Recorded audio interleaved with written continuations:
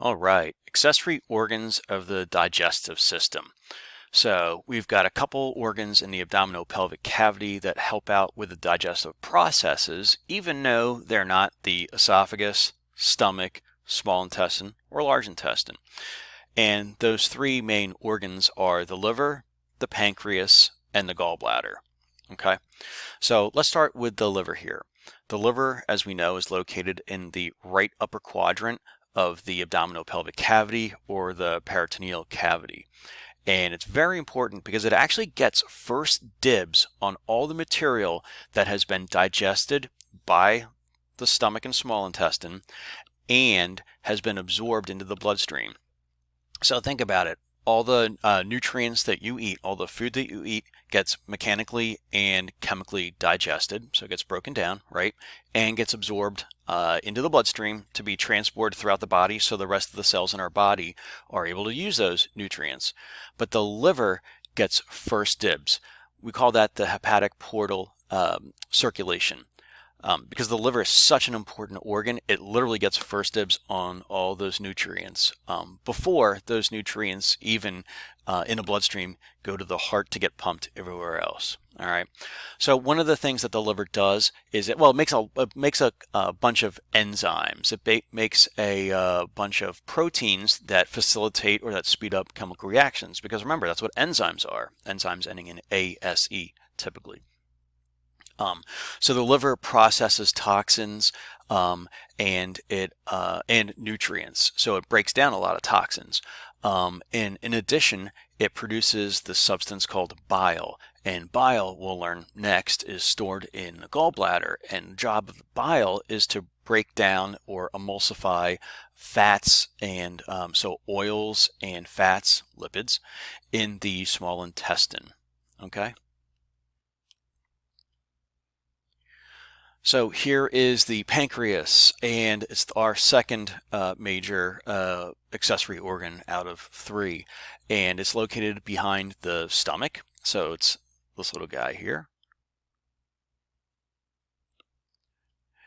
and it is responsible for a lot of functions within the body. So we already know that the pancreas is responsible for helping regulate blood sugar.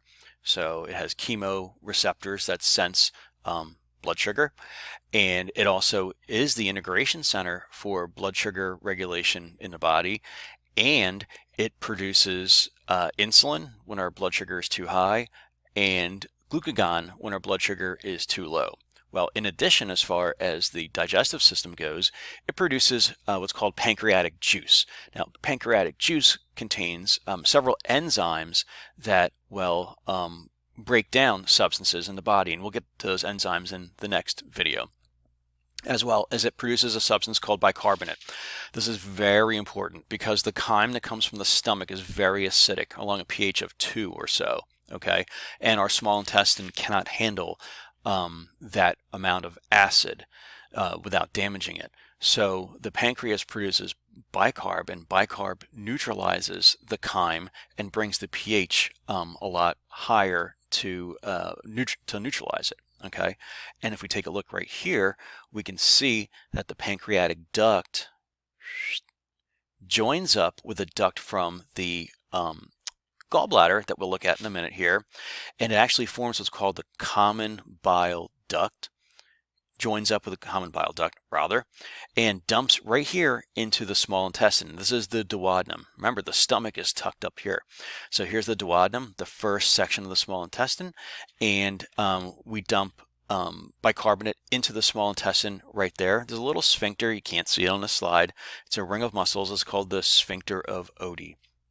And periodically, bicarbonate and or pancreatic juices are squirted into the small intestine. All right, and lastly, here's the gallbladder. So gallbladder is tucked posterior to the liver, and again, here we have the hepatic duct and the common bile duct. So anytime you see HEPA, it deals with the liver, like hepatitis is inflammation of the liver.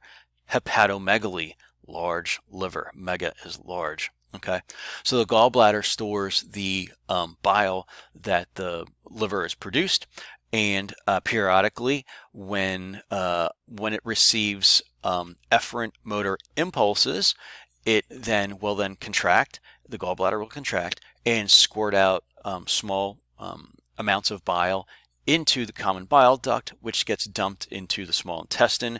And this is in response to chemoreceptors that have sensed a high level of lipids in your digestive juices.